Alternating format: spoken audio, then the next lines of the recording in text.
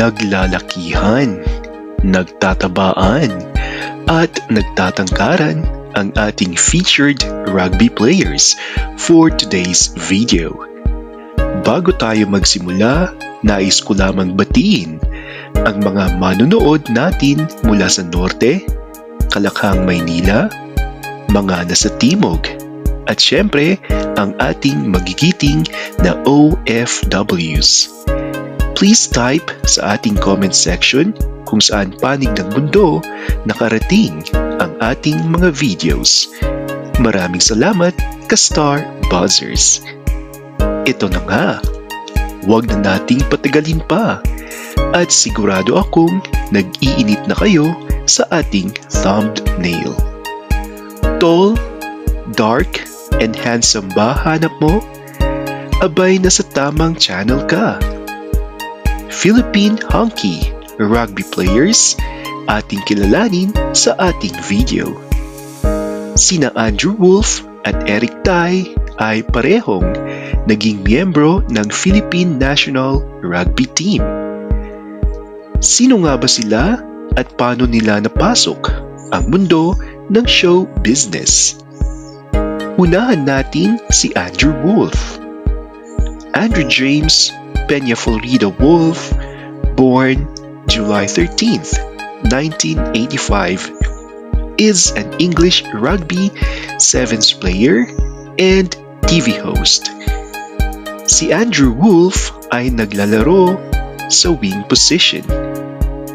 Isa sa pinakamahirap na pwesto sa larong rugby. Andrew Wolf is stunning at 6'2" and a half inches at katawang pang Mr. World. Ang half-British male model, ang kauna-unahang Pilipino na nakasungkit ng pinakamataas na posisyon sa Mr. World competition noong 2012 at first runner-up. This model rugby player is currently married to Heart Evangelista's sister, Camille Ong Pauco, and they have 2 children.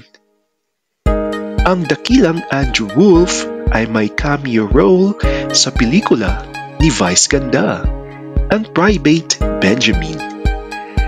Napakatangkad at napakagwapo nitong si Andrew Wolf at for sure ay may ibubuga din ang pagkalalaki nito. Tama ba ako, ka-Star Buzzers? I-comment mo na yan.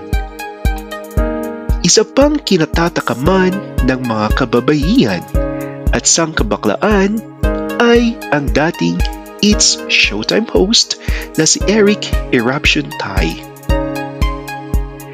Eric was born in New Zealand in August 1984 and is currently aged 40.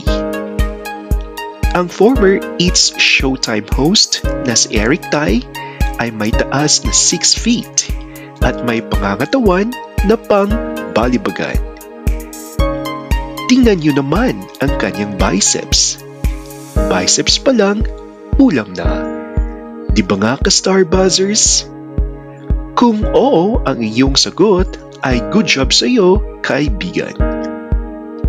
Si Eric, gaya ni Andrew Wolf, ay may asawa na din at may isang anak sa kanyang misis. Eric Tai is accepting modeling and acting offers for now. Kaya sa mga producers and talent managers natin dyan, baka naman. Kung ikaw ang papipiliin, ka-Star Buzzers, sino sa dalawa ang nais mong makapiling ng isang gabing punong-puno ng saya at bakbakan? Kung si Andrew Wolf ay press A at kung si Eric Tai naman ay please press B. So ano pang hinihintay mo, ka-Star Buzzers? Mag-press A and B ka na sa ating comment section. Yan muna ang ating sizzling video for today. Thanks for always watching. Stay awesome, everyone.